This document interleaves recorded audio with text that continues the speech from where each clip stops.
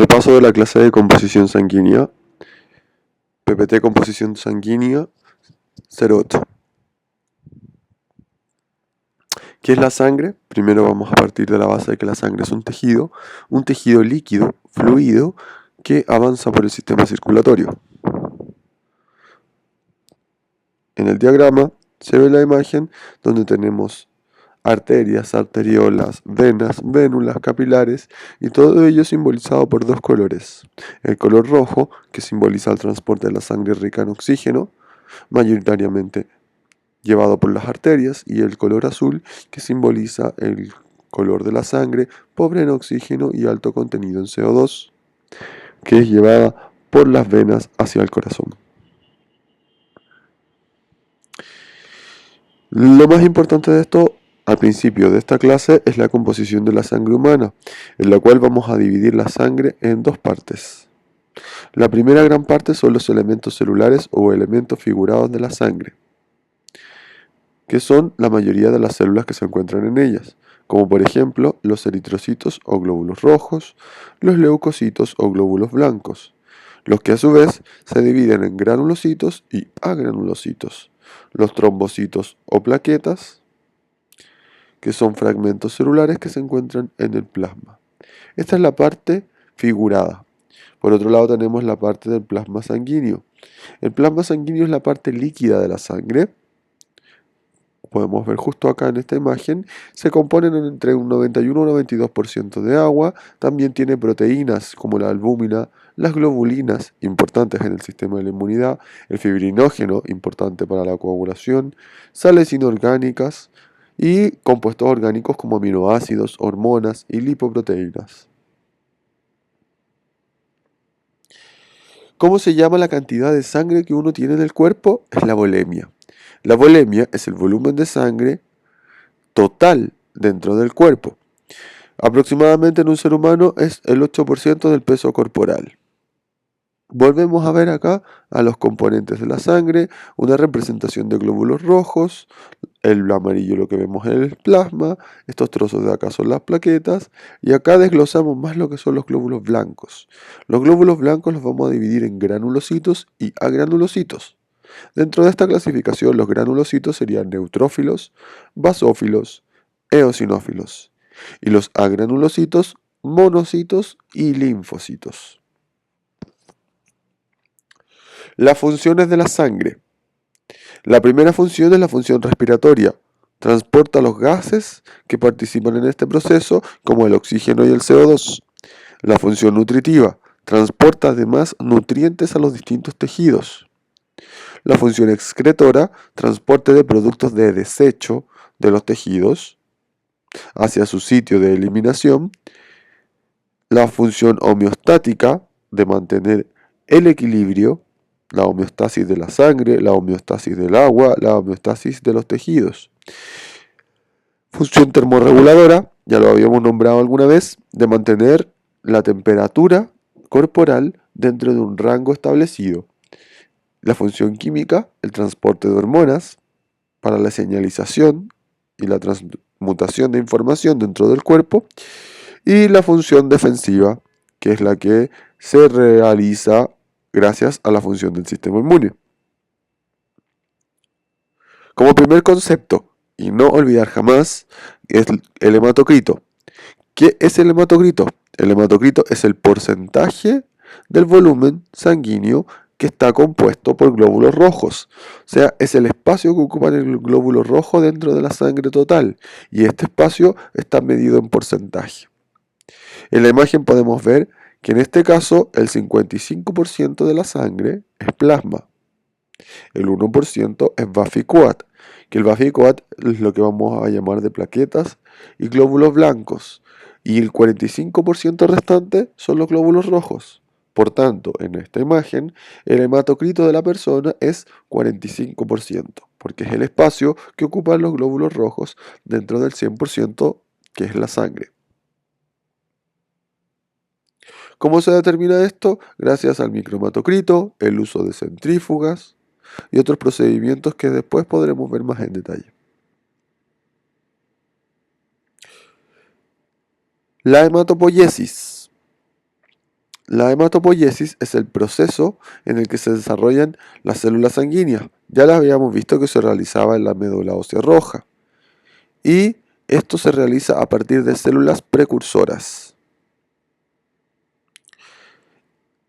Esta es una célula precursora. Esta es una célula pluripotencial, de la cual derivan el resto de las líneas celulares, y con esta célula ya podemos formar el resto de lo que van a ser nuestros elementos figurados en la sangre.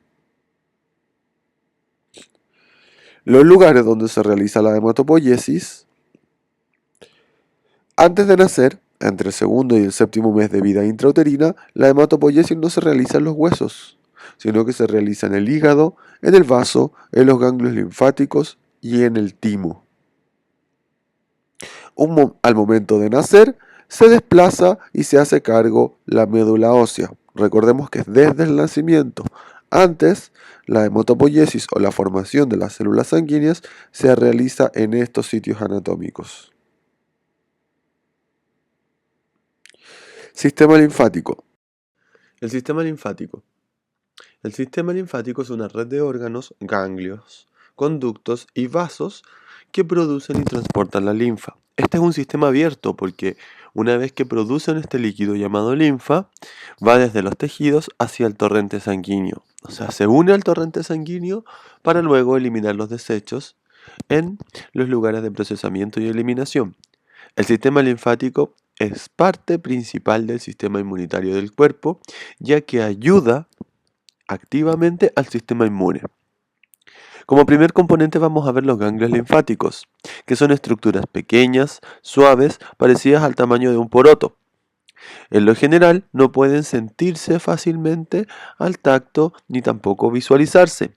Se localizan en racimos en diferentes partes del cuerpo. Los más comunes son el cuello y las axilas, o sea, los cervicales y los axilares. Generalmente, cuando existe una infección en el cuerpo, estos ganglios linfáticos aumentan de tamaño para producir más leucocitos y combatir esta infección. Es común que en infecciones podamos encontrarlos entonces de un tamaño aumentado, si se puedan sentir y sean incluso dolorosos. También tenemos ganglios linfáticos en la ingle, en el interior, en el centro del tórax y el abdomen. Estos ganglios sufren mucho menos inflamaciones que los anteriores dos mencionados, pero también cumplen la misma función. Los ganglios linfáticos producen células inmunitarias, ayudan al cuerpo entonces a combatir las infecciones. También filtran el líquido linfático, eliminan materiales extraños como bacterias y células cancerosas que puedan haber en este. Cuando las bacterias son reconocidas en el líquido linfático, los ganglios linfáticos producen más glóbulos blancos aún para combatir la infección, lo que hace que dichos ganglios se inflamen, como lo habíamos nombrado antes, y los ganglios inflamados algunas veces se sienten en el cuello, bajo los brazos y en la ingle, que son los sitios más comunes. Aparte de los ganglios linfáticos, el sistema linfático también tiene otros componentes. Por ejemplo, las amígdalas, adenoides, el vaso y el timo también son órganos que pertenecen a este sistema. El timo y el vaso son órganos primarios del sistema linfático, mientras que las amígdalas y los adenoides vienen a ser órganos secundarios. Volvemos a la hematopoiesis y sus componentes. Recordamos que al principio, cuando nosotros estamos en el proceso de fecundación, existen unas células que son totipotenciales, que son las células madre. Después van desapareciendo con el tiempo, una vez que se forman los tejidos. Y después, en la médula ósea, quedan células llamadas progenitoras y precursoras para finalmente llegar a las células maduras. Entonces, de una célula madre, en el proceso de gestación se forma la médula ósea, en la cual quedan células progenitoras, que son células totipotenciales, para después tener células precursoras de la maduración y finalmente células maduras. Las células madre pluripotenciales están en la médula ósea para su formación. Después reducen mucho su número y solamente quedan las células progenitoras, que son células totipotenciales que se transforman en cualquiera de los tres tipos de líneas celulares. Pasando a las células, una vez ya maduras, la primera de ellas y una de las más importantes tenemos los eritrocitos o glóbulos rojos. Su función es el transporte de oxígeno y CO2. Esto en su interior, para cumplir su cometido, tienen una proteína llamada hemoglobina. Ellos no tienen núcleos ni organelos celulares y duran 120 días, ya que no los necesitan. Sí necesitan tener esta proteína que se llama hemoglobina, que la hemoglobina es la que transporta el oxígeno y el CO2. Los eritrocitos son una célula sin núcleo, como ya dijimos, bicóncava, o sea, con dos concavidades. Son de un tamaño pequeño y pueden entrar incluso a pequeños capilares. Por eso necesitan esta flexibilidad y esta forma, para entrar a los capilares más pequeños a distribuir el oxígeno a todo el resto del cuerpo. Ellos también nacen en la médula ósea roja. Para que un glóbulo rojo nazca o se produzca, este proceso se llama eritropoyesis, que es la formación de los glóbulos rojos. ¿Con qué se relaciona la eritropoyesis? Principalmente con la falta de oxígeno, ya que si tenemos una baja en los glóbulos rojos, vamos a tener una baja en la distribución de oxígeno en el cuerpo, y esto se llama hipoxia.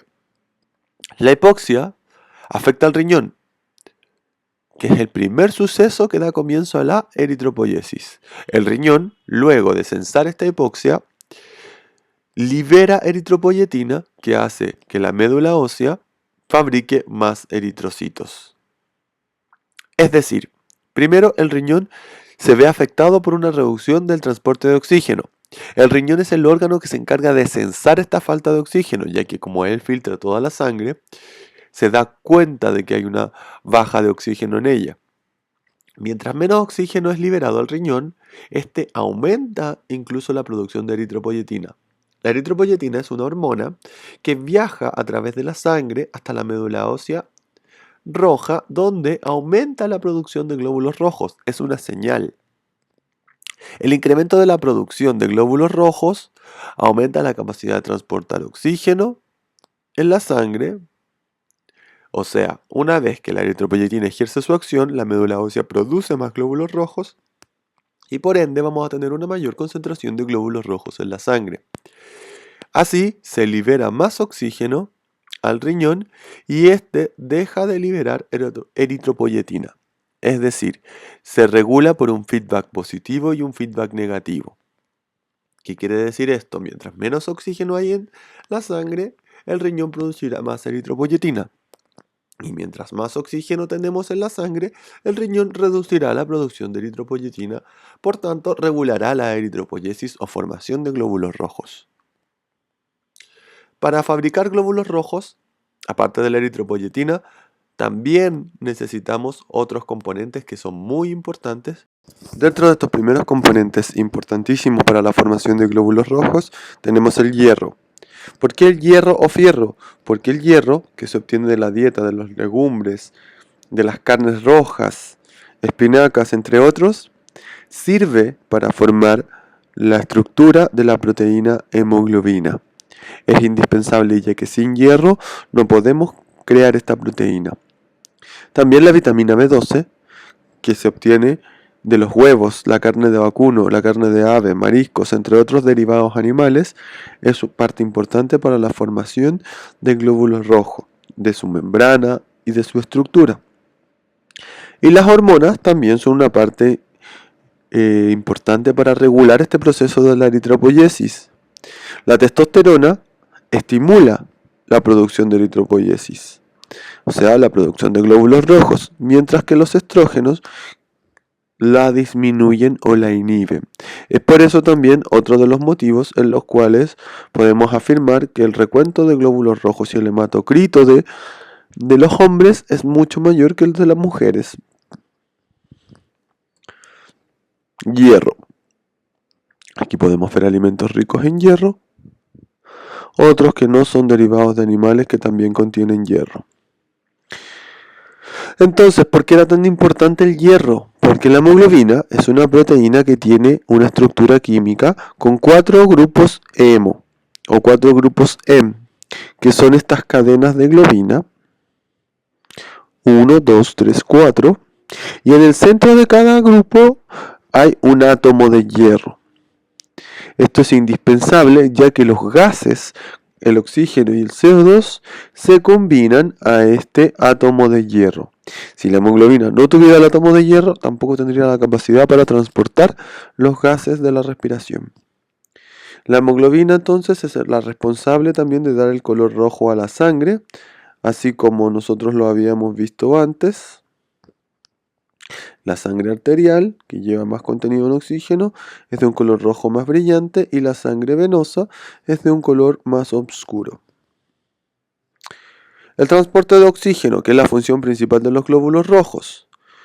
En los pulmones, la hemoglobina captura las moléculas de oxígeno y después viajan por la sangre. La hemoglobina, en su molécula de hierro, atrapa el O2. Después, cuando ya están los tejidos, esta reacción de afinidad del oxígeno con el hierro se revierte, por tanto, la hemoglobina libera el oxígeno y esto hace que llegue a los tejidos. La hemoglobina, en este sitio libre que quedó al soltar el oxígeno, también se une al dióxido de carbono, sustancia de la cual va a dirigir a los pulmones para que sean excretadas o eliminadas a través de la respiración. Este es un resumen. Entonces los glóbulos rojos en los pulmones reciben o se aumentan su afinidad con el oxígeno en la molécula de hemoglobina, específicamente en el átomo de fierro. Después viaja el glóbulo rojo a través de todo el sistema sanguíneo, sistema circulatorio, y al llegar al tejido, a los capilares específicamente, este libera las moléculas de oxígeno, la reacción se revierte y al liberar las moléculas de oxígeno también acepta o recibe las moléculas de dióxido de carbono o CO2 para ser retiradas del organismo a través del regreso del glóbulo rojo hacia el pulmón, que ahí es donde suelta el CO2 y vuelve a reoxigenarse. ¿Por qué está aquí mencionada la anemia? La anemia, primero, no es una patología. La anemia es un derivado de una patología, un síntoma, una manifestación de otras patologías. Y la anemia no es más que la reducción de hemoglobina en la sangre. Entonces, reducción de hemoglobina en la sangre, así se determina la anemia. El hematocrito, generalmente, o el número de eritrocitos puede bajar y acompañarse en una anemia. Pero el diagnóstico per se de la anemia es la reducción de hemoglobina en la sangre. El hematocrito es solamente un valor que acompaña al diagnóstico. El diagnóstico principal se da por la concentración de hemoglobina. Hay varias manifestaciones, por ejemplo, el deterioro del transporte de oxígeno, los mecanismos compensatorios concomitantes al final terminan desgastándose, reducción de los índices de glóbulos rojos y, obviamente, reducción de los índices de hemoglobina, para pasar finalmente a síntomas asociados a esta disminución de hemoglobina y a esta falta de oxígeno. ¿Cuáles son los síntomas? La anemia causa hipoxia tisular, bajo concentración de oxígeno en los tejidos. La hipoxia causa fatiga, debilidad, disnea y en algunos casos angina de pecho. La redistribución de la sangre desde la piel por la falta de hemoglobina provoca una palidez en las mucosas y en los lechos unguiales. El lecho unguial es la imagen que se ve acá, en la uña, y todas las mucosas también se ponen más pálidas por esta falta de oxígeno, esta hipoxia tisular. Surge taquicardia al intentar un aumento del volumen sanguíneo minuto cardíaco. ¿A qué se refiere esto? La taquicardia surge ya cuando la anemia está en una fase bastante avanzada. ¿Qué pasa? El cuerpo necesita oxígeno Y al necesitar este oxígeno, el corazón lo único que puede hacer, ya que no puede producir más glóbulos rojos, es acelerar el proceso, o sea que la sangre circule más rápido. ¿Para qué? Para que se oxigene nuevamente y estos glóbulos rojos trabajen el doble, o el triple tal vez. El punto es que el corazón acelera los latidos por minuto para que el glóbulo rojo circule a una mayor velocidad y cumpla mayores funciones en menor tiempo. Lo que obviamente sabemos que la taquicardia no es un fenómeno común, es un mecanismo de compensación del corazón, pero puede provocar incluso daños más severos. Entonces los distintos tipos de anemia son la anemia por deficiencia de B12, en los cuales existe un déficit de la vitamina B12, una ausencia de esta en la dieta, la anemia ferropénica, básicamente el mismo principio, pero es la ausencia de fierro en la dieta o la mala absorción de este. Anemia por enfermedad crónica. Es una anemia derivada, como el nombre lo dice, de una dolencia o un padecimiento alargado en el tiempo. Y una enfermedad que se considera crónica puede ser el cáncer, linfoma, enfermedad de Crohn, cualquier enfermedad que se prolongue, que se considere crónica y que produzca una baja de glóbulos rojos, por consiguiente una baja de hemoglobina en la sangre. La anemia hemolítica, el nombre lo dice, la hemólisis es la destrucción de glóbulos rojos. Y en este tipo de anemia hay una destrucción por distintos motivos, pero el glóbulo rojo no alcanza a terminar su vida útil y este se destruye antes de tiempo, por consiguiente los niveles de hemoglobina también disminuyen, llegando a la anemia. La aplasia idiopática, esta es una anemia en la que la médula ósea deja de producir glóbulos rojos, por tanto la concentración de hemoglobina disminuye en la sangre y conlleva una anemia.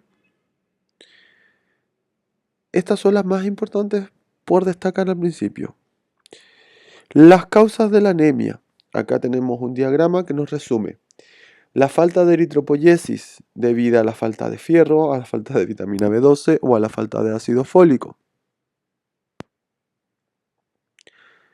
La anemia por aumento de la hemólisis. La anemia por aumento de la hemólisis es aumento de la destrucción de glóbulos rojos, y la anemia debido a hemorragias, que en el hombre es más común una hemorragia intestinal debido a una úlcera, y en la mujer la hemorragia o la metrorragia debido a su periodo, cuando los periodos son muy abundantes o bien hay alguna desregulación en este mismo. Entonces teníamos que los glóbulos rojos, la función transporte de oxígeno. ¿A través de qué? De la proteína hemoglobina que está en su interior. Si disminuye la hemoglobina, nos encontramos con anemia. Entonces, llegamos a los leucocitos. Los leucocitos participan en respuestas defensivas del organismo, o sea, son parte del sistema inmune. Estos sí tienen núcleo y se forman parcialmente en la médula ósea. La mayoría se forma en la médula ósea y otra gran parte se forma y madura en el sistema linfático. También funcionan como recolección de basura, o sea, limpian y eliminan las células muertas o los elementos de desecho. Los leucocitos no podemos estimar un tiempo de vida, ya que sus tiempos de vida son variables. Pueden variar entre horas, meses, días o incluso años, dependiendo cuál es el leucocito del que estamos hablando. Un proceso importante sí que realizan los leucocitos es el proceso de diapédesis. La diapédesis es la manera en que los leucocitos cambian su forma a través de la modificación de su citoesqueleto para salir de los vasos sanguíneos y llegar al sitio de infección. O sea, entrar en contacto con el tejido infectado y con lo que deben ejercer su acción, ya sea la bacteria, virus, algún antígeno externo, etc.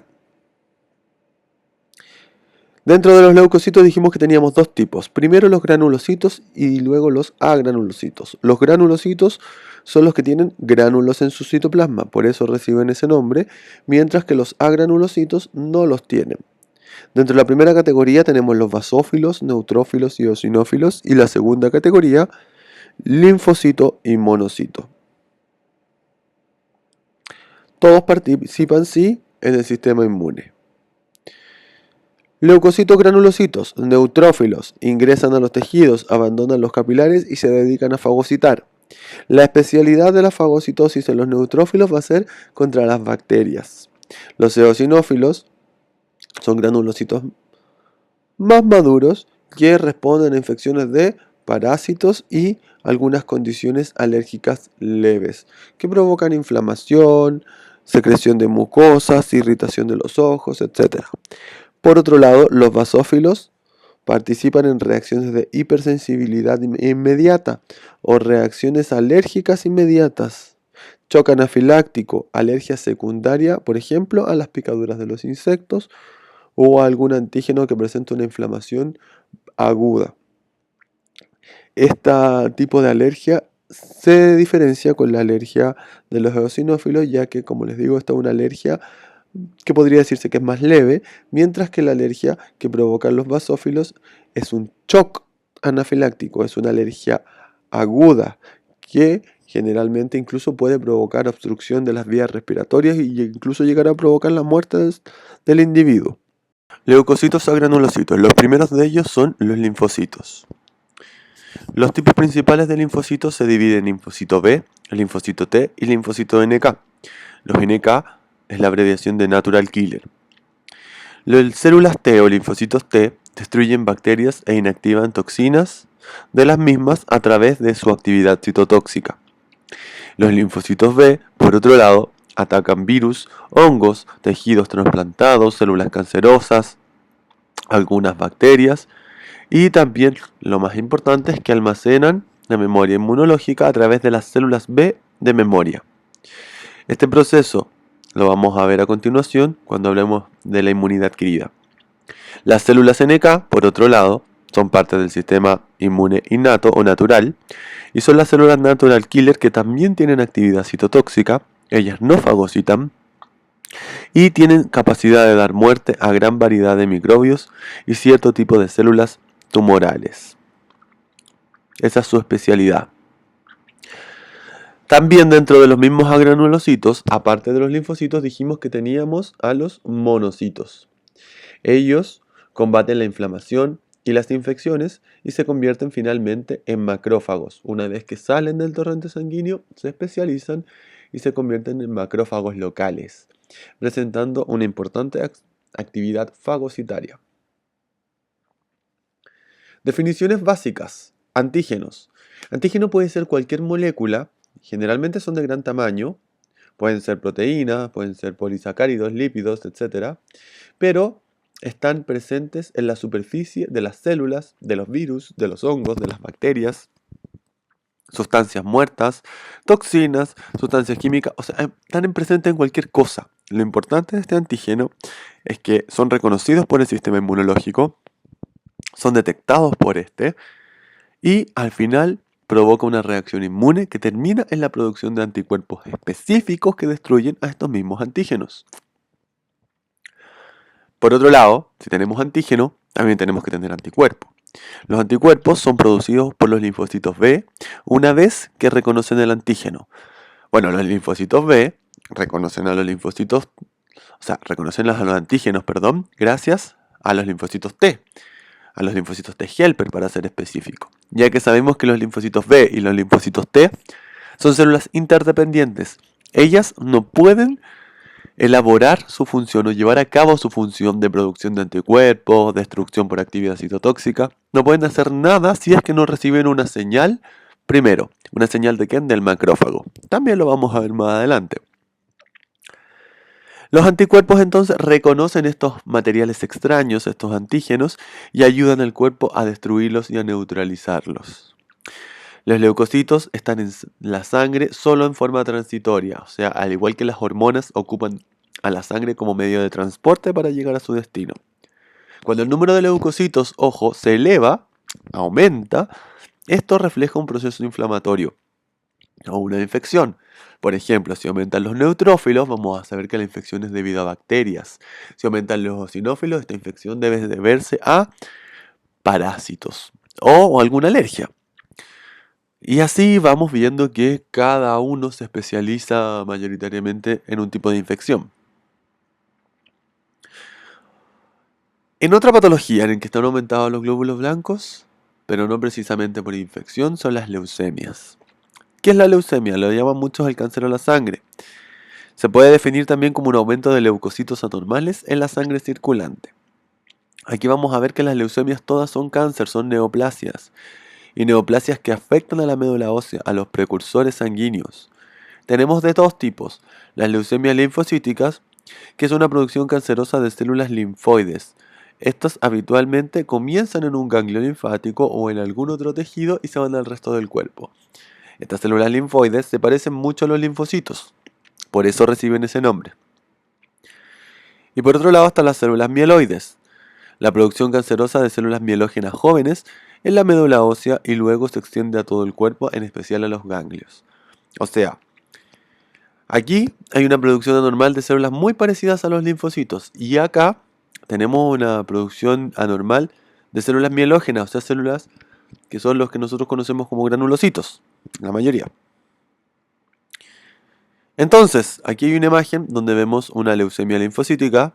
Ya habíamos explicado en clases que estos tienen la forma de un linfocito y estas son células que parecen linfocitos pero no lo son, son células leucémicas.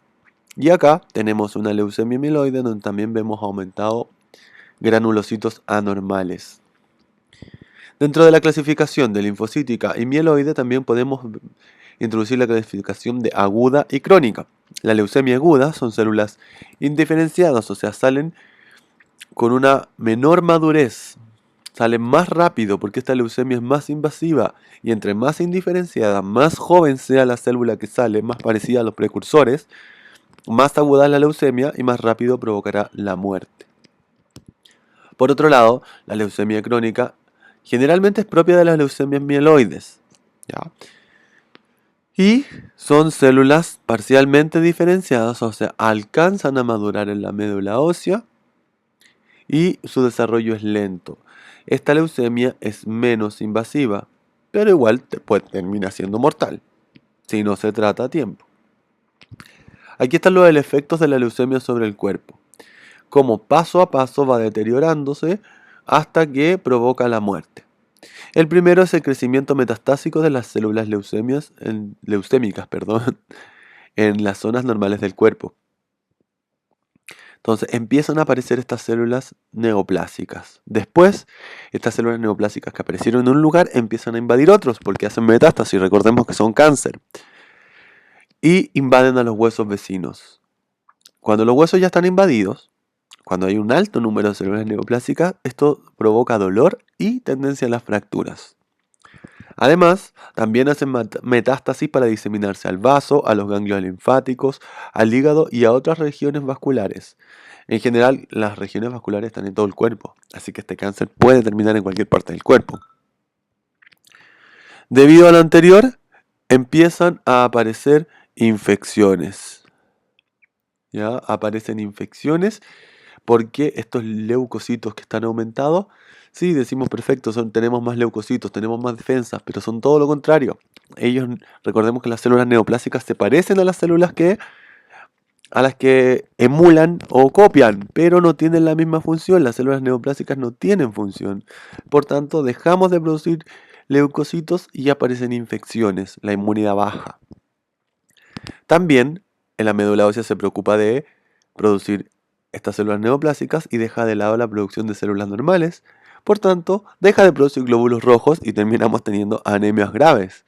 Así como dejó de producir glóbulos rojos, dejó de producir plaquetas. Y la baja de las plaquetas se llama trombocitopenia. Entonces, trombocitopenia, baja de plaquetas. Y además, cuando ya tenemos bajas las plaquetas, terminan produciéndose hemorragias en el cuerpo y eso conlleva un agotamiento metabólico y finalmente termina en la muerte. Composición de la sangre parte 2. Vamos a comenzar con la inmunidad. Primero, ¿qué es la inmunidad? Es la capacidad que tiene el cuerpo para responder ante los agentes extraños y eliminarlos. Las funciones del sistema inmunitario son dos principales: la eliminación de agentes nocivos en ellos microorganismos y toxinas. Cualquier agente que venga a hacernos daño, que sea reconocido como extraño, se debe eliminar. Y la segunda función, aunque parece un poco obvia, pero es importante, no agredir a las células y tejidos del propio organismo. Vale decir que el cuerpo sea capaz de distinguir lo propio de lo ajeno para no atacar lo propio. ¿Por qué aparece esta función nombrada ahí? Porque hay enfermedades que se llaman autoinmunes, en las cuales el sistema inmune pierde un poco el control de sí mismo y empieza a formar anticuerpos para atacar estructuras que son propias del cuerpo. Dentro de ellas incluso encontramos la artritis o el lupus como claros ejemplos de enfermedades autoinmunes. Parte de este sistema inmunitario son sus células. Por ejemplo, los polimorfonucleares, que son los que nosotros conocimos como los granulocitos. Ellos son neutrófilos, basófilos, eosinófilos. Los monocitos o macrófagos, que cuando están en la sangre, en el torrente sanguíneo, se llaman monocitos y al salir se pasan a llamar macrófagos y se especializan en fagocitar en los tejidos donde se encuentra la infección. Células dendríticas, que eso los vamos a obviar por el momento. Linfocitos T, linfocitos B y células natural killer, que estos tres últimos son agranulocitos. Dentro de todas estas células podemos clasificarlas también de dos tipos, autónomas e interdependientes. Autónomas significa que ejercen su acción por sí mismas, no necesitan señales, ellos van a trabajar independiente de si hay otra célula que está estimulándolo o no, y las interdependientes son las que necesitan de una señalización externa para poder realizar su función. Por ejemplo, de las autónomas tenemos los polimorfos nucleares, los monocitos macrófagos, las células natural killer, también las células dendríticas, pero dijimos que las vamos a olvidar por el momento, para no confundirnos. Entonces todas estas son autónomas, ellos realizan sus acciones sin necesidad de recibir un estímulo externo. Por otro lado, están las células interdependientes, las cuales no pueden reconocer las infecciones, no pueden reconocer virus, parásitos, bacterias, en sí no pueden realizar su función si no son estimuladas por otras células. Dentro de estas mismas se encuentran las células linfocíticas o linfocitos B y linfocitos T. ¿Ya? Ellos no pueden realizar esta inmunidad adquirida, las funciones de la misma, si es que no reciben un estímulo previo proveniente de los macrófagos de la inmunidad natural. Eso lo vamos a revisar nuevamente más adelante. Estas células están en continuo movimiento entonces por el organismo y muchas veces sí se concentran en los ganglios linfáticos. Dijimos que los ganglios linfáticos incluso en un proceso de infecciones pueden aumentar su tamaño y empezar a reforzar el trabajo de este sistema inmune. Órganos primarios del sistema inmune, la médula ósea, por la fabricación de los glóbulos blancos, la leucopoiesis, el timo, que se encarga sobre todo en los menores de edad de producir linfocitos T y diferenciar a los mismos, y órganos secundarios como el vaso, ganglios linfáticos y tejidos linfoides o mucosas. Componentes del sistema inmune, entonces la inmunidad la vamos a dividir en dos tipos, innata y adaptativa. Dentro de la misma innata vamos a ver que hay barreras naturales y fagocítodos. Y la adaptativa tiene que ver con la inmunidad celular y la inmunidad humoral. Para comenzar, aquí están los componentes de la inmunidad innata. Lo primero son barreras físicas que previenen el acercamiento y la entrada de los patógenos. Barreras físicas pueden ser el pelo, la piel, las secreciones, todo lo que, perdón, las mucosas, todo lo que nos proteja de la entrada de estos microorganismos. Una vez que esta piel o estas barreras han sido traspasadas o han sido vulneradas, viene la acción de los macrófagos o las células inespecíficas de destrucción, que son los neutrófilos, eosinófilos, monocitos, macrófagos especializados, macrófagos libres. Y también las células de destrucción, como son las natural killer, los linfocitos NK, que destruyen células anormales, esa es su especialidad, a través de su actividad citotóxica. O sea, ahí está la diferencia, sí, los natural killer no tienen actividad fagocítica, pero sí son los únicos linfocitos que participan en la inmunidad innata. La inmunidad adaptativa, por otro lado, están los linfocitos T, inmunidad celular, en las cuales destruyen a los microorganismos mediante receptores específicos. Ya recordemos que la inmunidad adaptativa es una inmunidad específica. Es un poco más lenta que la inmunidad innata, pero es una inmunidad específica y es una inmunidad que se adquiere en el tiempo después de la señalización. Y por otro lado tenemos la inmunidad humoral, que también es adaptativa, en la cual está involucrado el linfocito B, que el linfocito B, una vez que es estimulado por el linfocito T, se transforma en una célula plasmática que se va a transformar casi en una fábrica de anticuerpos, y estos anticuerpos van a ir a buscar el antígeno determinado que fue señalizado en primera instancia. El mismo resumen, ¿ya? Las barreras externas, la parte interna, los fagocitos, etcétera, etcétera. Entonces, fagocitos y complementos. Células responsables de la inmunidad innata, macrófagos, como también los conocemos como monocitos. Y lo más importante de esto es que tienen su actividad fagocítica y ellos después, estos macrófagos, activan al linfocito T. Aquí es donde comienza a iniciarse la inmunidad adquirida o específica, ya que el macrófago fagocita la bacteria o virus o agente extraño y le muestra al linfocito T helper o linfocito T ayudador qué es el antígeno, cuál es el antígeno que él debe destruir y debe señalizar o avisar al resto de la inmunidad adquirida. Entonces, este es el primer paso, por eso son tan importantes los macrófagos. Las células natural killer, que ya habíamos dicho que son células especializadas en destruir generalmente tumores o células anormales, ellas tienen actividad citotóxica. Ellas no fagocitan. Y los neutrófilos, que también tienen fagocitosis y eliminación de microorganismos mediante este proceso en que lo endocita y lo destruye en el interior de su citoplasma. Entonces tenemos que neutrófilos más macrófagos, inmunidad innata. Bueno, aparte de las barreras físicas, pero estos son ya la parte interna y ellos van a destruir a estas bacterias que aparecen aquí en el dibujillo. Inmunidad adquirida. En este gráfico podemos ver las células que comprenden la inmunidad innata y la inmunidad adquirida. Sirve para recordar que los granulocitos como basófilos, eosinófilos y neutrófilos, acompañados de los linfocitos NK o natural killers, macrófagos, monocitos, pertenecen a la inmunidad innata o natural.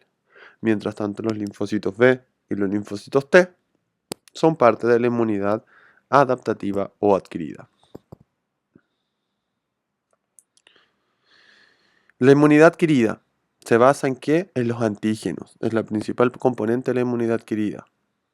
Esta ocurre cuando se presenta una invasión de un microorganismo, de cualquier toxina, dijimos que de cualquier molécula que fuera capaz de ser reconocida y generar una respuesta inmune. Cada toxina o cada tipo de microorganismo posee polisacáridos llamados antígenos. ¿Qué es esto lo que va a detectar el cuerpo? Los antígenos son aquellas sustancias capaces de desencadenar entonces una respuesta inmune específica.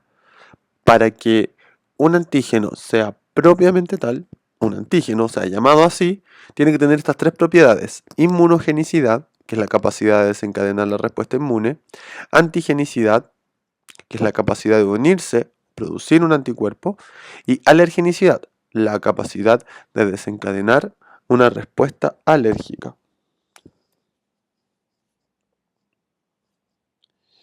La inmunidad adquirida se presenta frente a agentes invasores individuales como bacterias, virus o toxinas, cualquier cosa que tenga un antígeno, y la podemos dividir en inmunidad humoral e inmunidad celular.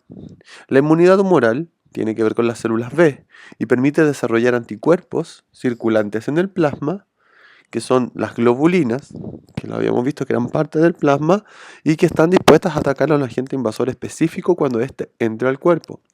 Mientras tanto, la inmunidad de las células T o inmunidad celular es una formación de gran cantidad de linfocitos activos, linfocitos T, que se dirigen de manera específica a destruir un agente extraño, con actividad citotóxica, pero una actividad citotóxica específica, distinta a la de los linfocitos NK. Y aquí, en esta imagen, se puede apreciar por qué los linfocitos T y linfocitos B son células interdependientes y no autónomas, ya que si tenemos una bacteria que ésta posee un antígeno y lo juntamos con un linfocito T, ambos no van a presentar una respuesta, no va a haber una reacción, porque falta el componente que permita al linfocito T reconocer este antígeno. ¿Cuál es este componente? Los macrófagos.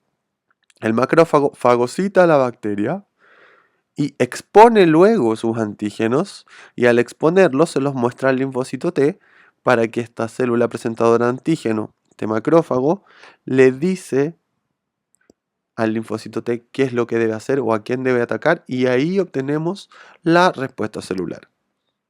Y está la inmunidad celular por los linfocitos T, y bajo el mismo concepto comienza a iniciarse la inmunidad humoral, la producción de anticuerpos por los linfocitos B. Lo mismo que vemos en esta imagen, entra una bacteria, la bacteria tiene un antígeno.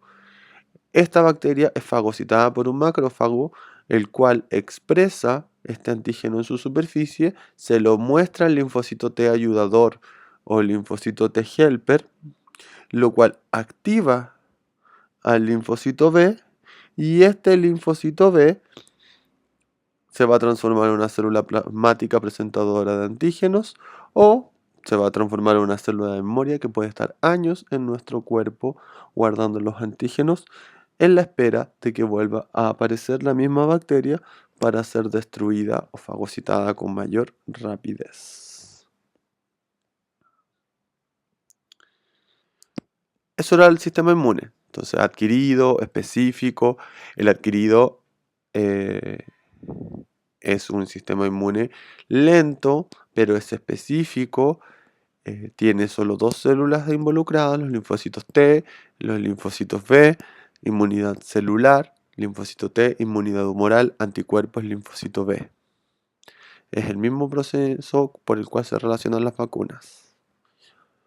Pasamos entonces de la inmunidad a la hemostasia. ¿Qué es la hemostasia? La capacidad de la sangre de mantenerse fluida o líquida y de evitar que ésta tenga pérdidas o se salga por los vasos sanguíneos, o sea, mantenerla dentro del lugar que corresponde. Para esto veremos las primeras células, entre comillas, que son las plaquetas, estos elementos figurados. Su función es evitar la pérdida de sangre de los vasos sanguíneos que están levemente dañados. Ellas a su vez tienen sustancias químicas que están dentro de sus gránulos y que las liberan para formar un tapón plaquetario. Tienen forma de disco, son más pequeñas que un glóbulo rojo, tienen muchos gránulos en su interior, su vida media es de aproximadamente 5 días. ¿Y por qué dije células entre comillas? Porque ellas no son células, son fragmentos celulares. ¿Y de qué son fragmentos celulares? De una célula más grande que se llama megacariocito, que es un progenitor que se encuentra en la médula ósea, que se divide y termina formando estas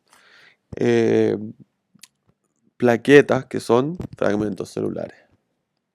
En la imagen del frotis ahí podemos ver, hay unas 3-4 plaquetas al lado de unos glóbulos rojos. ¿Y por qué estas células, estas plaquetas, estos fragmentos celulares nos ayudan a no perder sangre? Primero, aquí vamos a explicar el proceso de la hemostasia. ¿Qué sucede? Cuando hay una ruptura de un vaso sanguíneo, lo primero que ocurre es el espasmo del vaso sanguíneo, o sea, el vasoespasmo, este se contrae para impedir que la pérdida de sangre sea mayor. Después de esto, se adhiere a la zona una plaqueta por la adhesión plaquetaria, libera sus gránulos, llama a más plaquetas y terminan formando el tapón plaquetario, y que eso se denomina hemostasia primaria.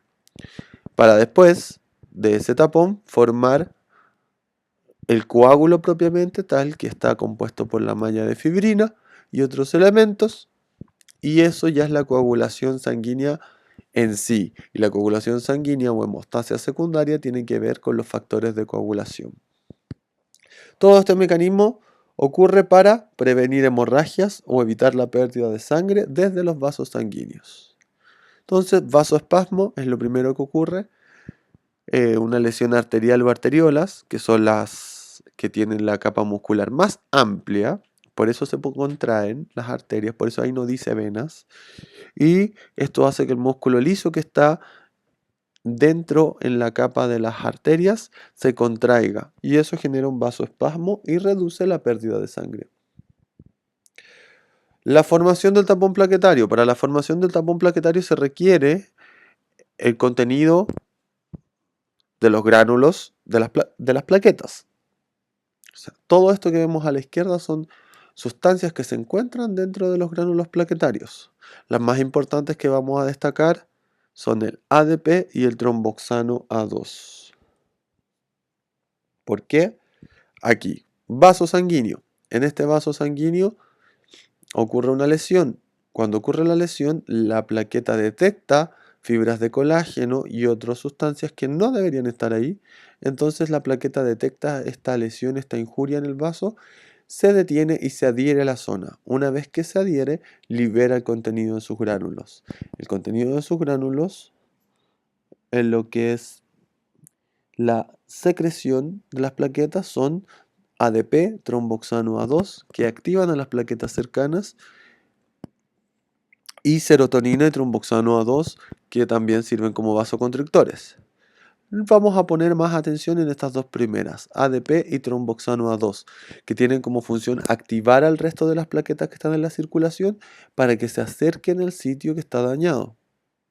El tromboxano A2 es una sustancia que se ve afectada por el consumo de ácido acetilsalicílico o aspirina, ya que la aspirina se define como un antiagregante plaquetario y afecta la formación de este tromboxano A2.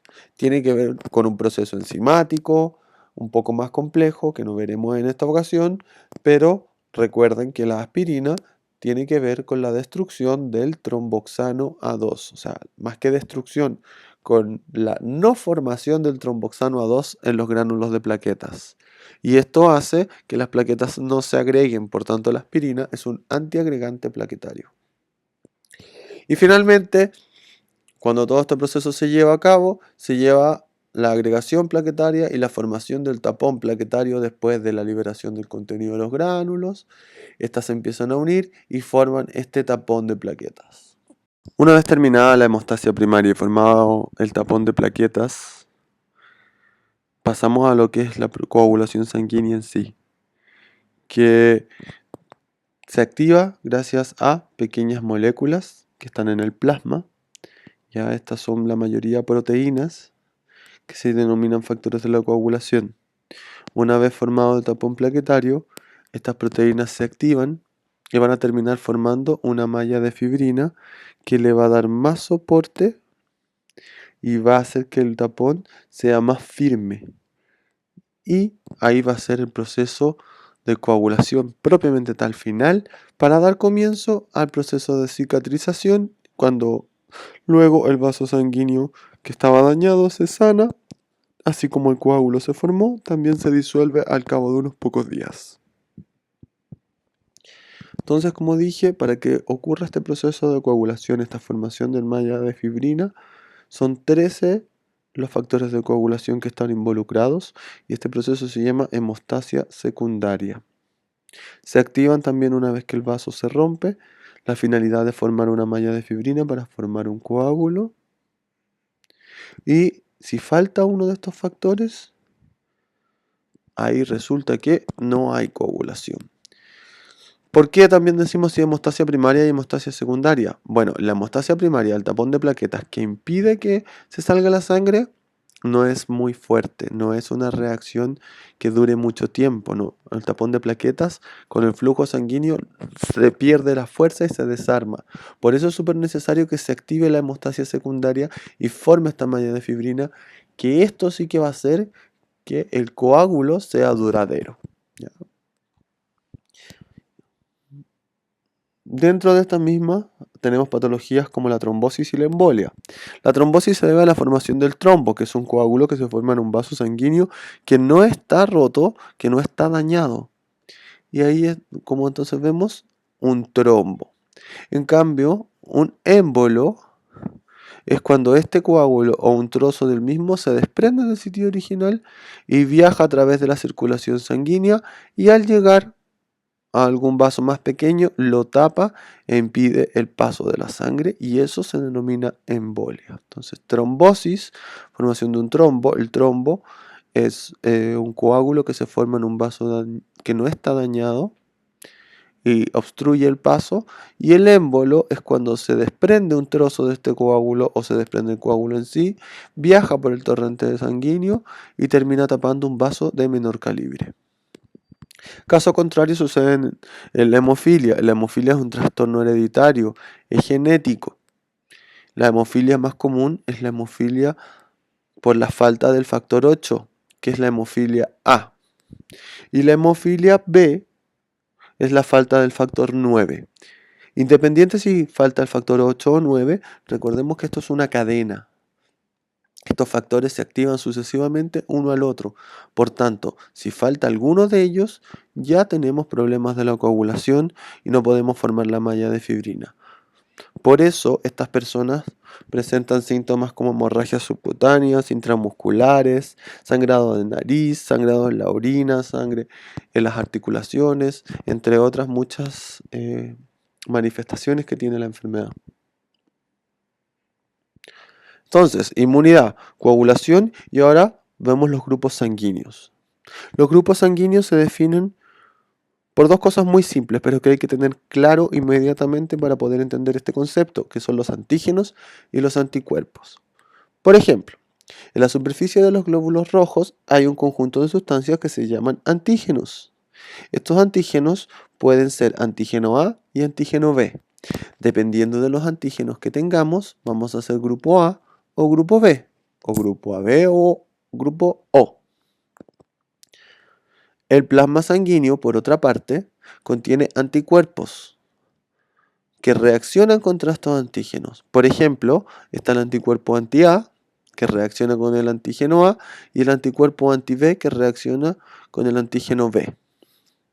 Entonces, ¿cómo se definen estos grupos sanguíneos? Para que una persona tenga y sea llamada grupo A, tiene que tener antígeno A en la membrana de sus glóbulos rojos. Para ser B, tiene que tener antígeno B en la membrana de sus glóbulos rojos. Los grupos AB tienen ambos antígenos, comparten antígeno A y antígeno B. Y los grupos O se llaman así porque no tienen antígeno A ni antígeno B. Es la ausencia de antígenos del grupo ABO. No es que exista un antígeno que se llama antígeno O. Eso no existe, por favor. Nunca decirlo. Esta persona es grupo O, ¿por qué? Porque no tiene antígeno A y no tiene antígeno B. Por tanto, si estos se llaman antígenos, entonces tienen capacidad de formar anticuerpos.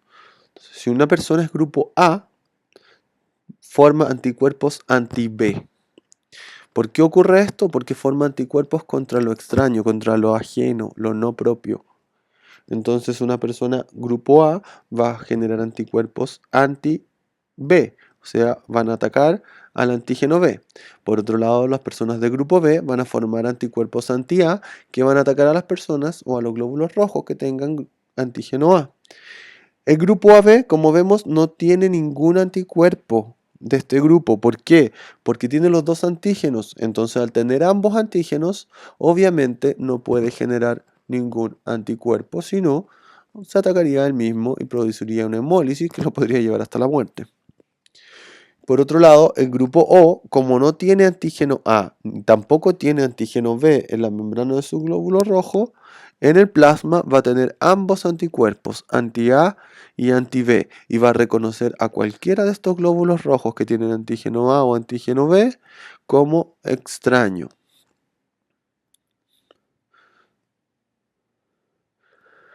Además del grupo ABO, tenemos el grupo RH. Este se define por la presencia del antígeno D en la membrana del glóbulo rojo. Si la persona tiene antígeno D en la membrana del glóbulo rojo, lo conocemos como RH positivo.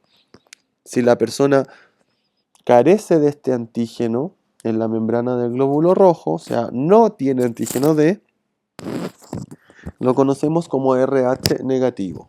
Y al igual que en el caso anterior, si las personas tienen el antígeno, no pueden formar anticuerpos contra este. Por otro lado, los que no tienen el antígeno pueden formar anticuerpos contra el mismo. O sea, los RH positivos son personas que tienen antígeno D, pero no tienen anticuerpos anti-D y tampoco lo pueden formar. Y los RH negativos son personas que no tienen antígeno D y por ende tienen la capacidad de formar anticuerpos anti-D. En Chile, cerca del 40% de la población en general es grupo O y A, que son los más comunes. Le sigue un 20% la población grupo B, un 4% AB, y en el sistema RH, que solo tenemos dos tipos, un 80% de la población es RH negativo, mientras que solo un 20% es RH negativo. O sea, la mayoría son RH positivo. Estos son los factores que hay que observar al momento de hacer una transfusión de sangre. Por ejemplo, para donar glóbulos rojos, una persona, un donante grupo A, ¿puede donar a grupo A? Sí. ¿Un donante grupo A le puede donar un receptor grupo B? No. ¿Por qué un donante A no puede donarle glóbulos rojos a una persona que es grupo B? Lo vemos en la diapo anterior, porque el grupo B tiene anticuerpos anti-A que atacan al antígeno A. Y la persona que es grupo A tiene antígeno A en la membrana del glóbulo rojo. Por tanto, podrían provocar una reacción inmune que incluso en el caso de las incompatibilidades ABO lleva a la muerte. Grupo AB. Entonces, la persona, el donante A, ¿le puede dar un receptor AB? Sí, porque el receptor AB no tiene ningún anticuerpo en su plasma, no tiene ni anti-A ni anti-B porque tiene ambos antígenos. Pero una persona que es un donante grupo A, ¿puede donarle sangre a una persona que es grupo O? Jamás. ¿Por qué? El O dijimos que carece de antígeno A y antígeno B, por tanto tiene anticuerpos anti-A y anti-B. Y el donante A tiene antígeno A y esto provocaría una reacción. En resumen, para la donación de glóbulos rojos podemos decir que el grupo O es el donante universal, ya que al no tener antígenos puede entregarle glóbulos rojos o donarle a todos los demás grupos sanguíneos, pero este solo puede recibir de él mismo, ya que si recibe de algún otro grupo sanguíneo que tenga algún antígeno en la membrana del glóbulo rojo, provoca esta reacción inmune. Al revés es el caso de la B. El AB, al tener los dos antígenos, no posee anticuerpos anti-A ni anti-B y por tanto puede recibir de todos los glóbulos rojos de los demás grupos sanguíneos. Más sin embargo, este solo puede donar a receptores AB. O sea, AB es el receptor universal, pero solo puede donarle al mismo grupo sanguíneo.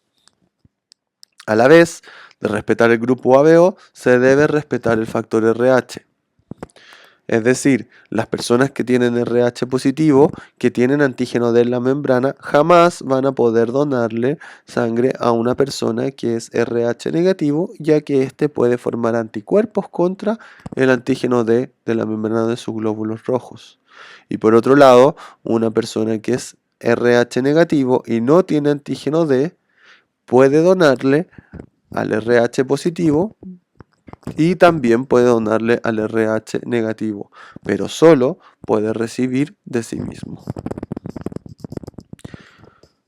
Por la misma incompatibilidad RH se puede dar una patología que es la anemia hemolítica del recién nacido, que se da solo en los casos cuando la madre es RH negativa y el padre es RH positivo. En una mujer con un RH negativo y un feto positivo, hay un traspaso de células. O sea, la madre termina reconociendo los antígenos del feto y como la madre es RH negativa y lo reconoce como algo extraño, termina formando anticuerpos anti-D.